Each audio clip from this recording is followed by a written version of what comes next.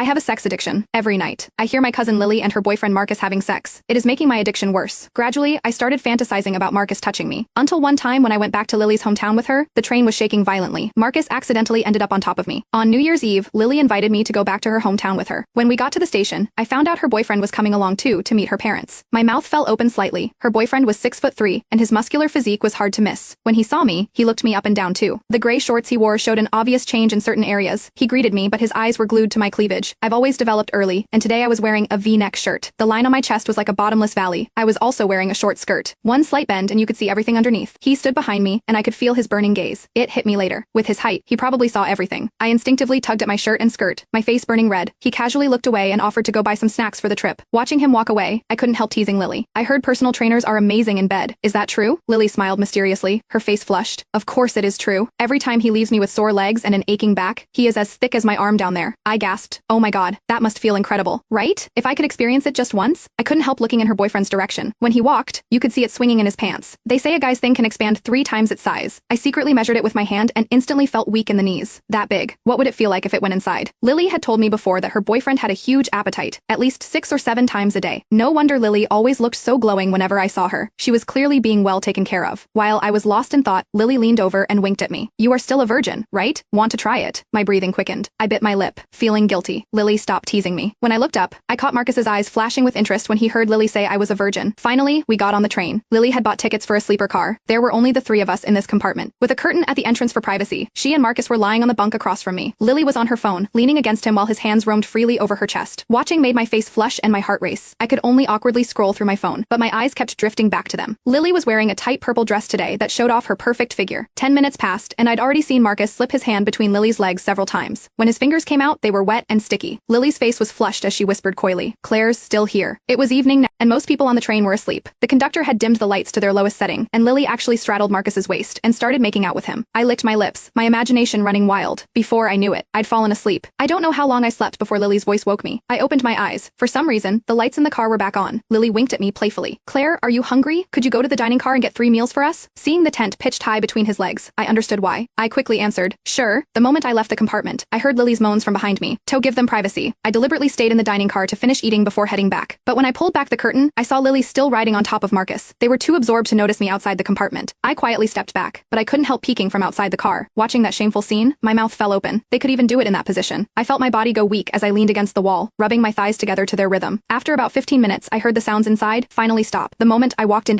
my foot slipped, and all the meal boxes in my hands spilled onto my bunk. A strong, powerful arm caught me. I looked up and saw his sausage and meatballs swinging right in front of my face. My